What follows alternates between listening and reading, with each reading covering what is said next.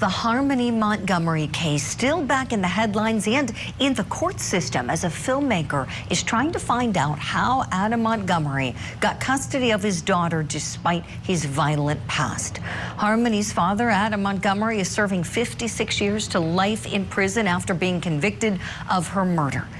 The 5-year-old's body still hasn't been found. And on Monday, the Massachusetts Supreme Judicial Court listened to arguments about whether records from a 2019 child custody hearing for Harmony should be made public.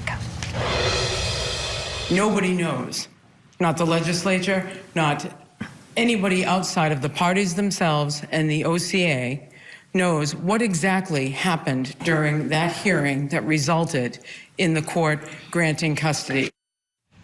The filmmaker wants access to the records for a film that he's producing on the Massachusetts child protection and juvenile court systems. And we have a very special guest we want to welcome in now. She is one of Harmony's biggest advocates. You know her and love her for being one of our analysts on the show. Retired juvenile court judge Carol Erskine. She's also a constitutional law professor. She handled the adoption of Harmony's brother Jameson, and she authored a book called A Cruel Injustice: How Massachusetts put 4-year-old Harmony in the hands of a monster. Do yourself a favor, pick up a copy of that book, and you're going to be doing something great as well, because all the proceeds go to the Dave Thomas Foundation for adoption as well. Judge Carol, good morning. Your opinion on the possible release of this information? Well, thanks for having me on, Julie. This is definitely something I would love to have some say in. Because what is very clear is that the Commonwealth of Massachusetts has worked very hard to keep the secrets of Harmony's case just that way secret.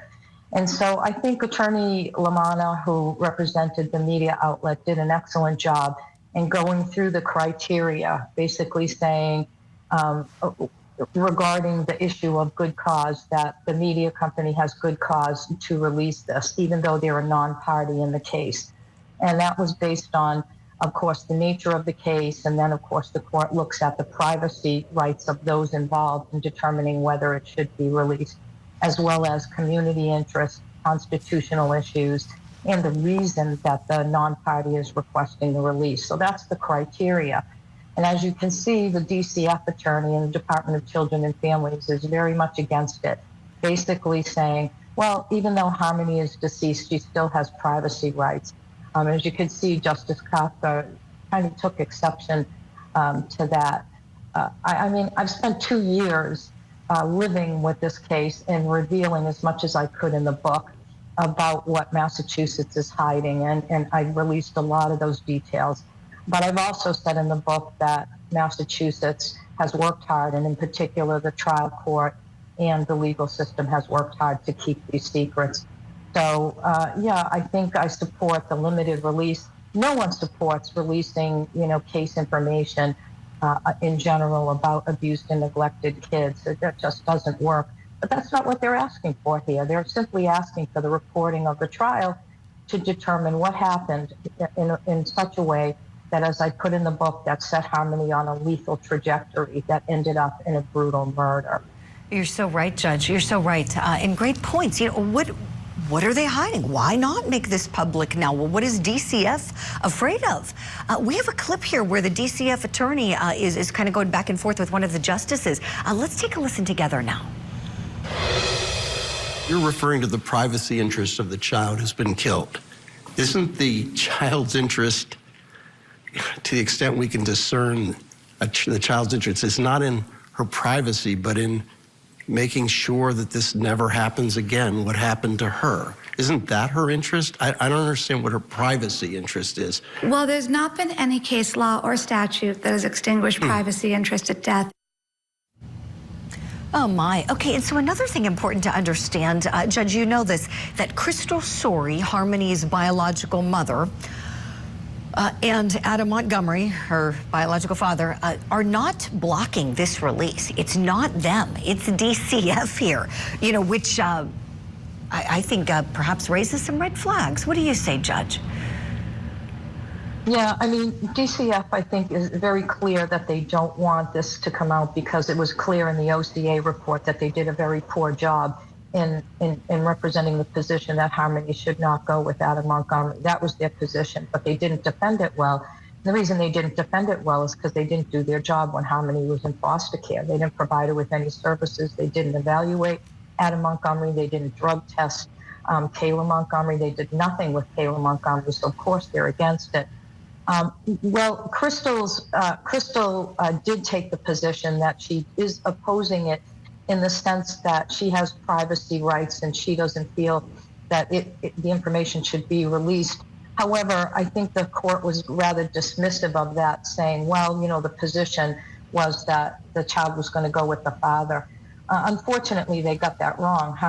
Crystal herself had filed a petition with the court and was seeking custody and was essentially prevented from that with her lawyer saying she's in another court and she's okay to go ahead with Adam getting custody. That just wasn't true. I think, you know, the bottom line is the media company is only asking for release of what happened during that trial. They're not asking for documentation. I don't think they're asking for documentary evidence. They were clear what they're asking for is very limited. And I think under the good cause analysis, they probably met that burden.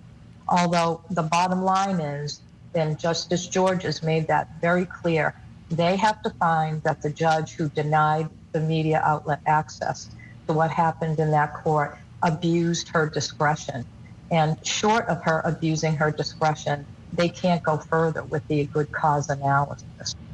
Oh boy, this is really helpful, Judge. All of the insight, the clarifications there, everything you're providing, the standards. Thank you. I think we have time for one more clip here. One of the justices pointing out that the purpose in all of this is to prevent this from happening again. Let's take a listen.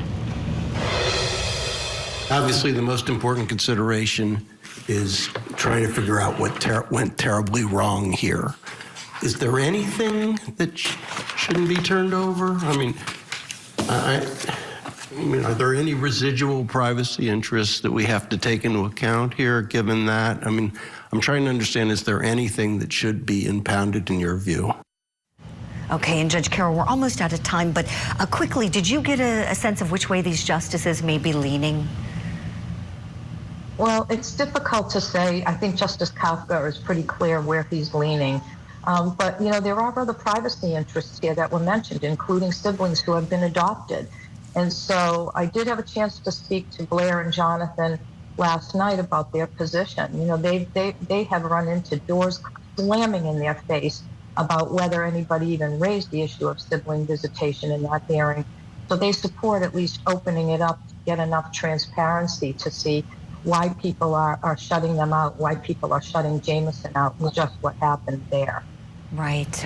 And perhaps we can continue the conversation another day with Blair and Jonathan Miller. And you helped facilitate that adoption for them of Jameson, Harmony's brother. And we know they would have taken Harmony too if they could have. Wonderful people like you. Judge Carol Erskine, thank you kindly for everything this morning. We'll talk again soon.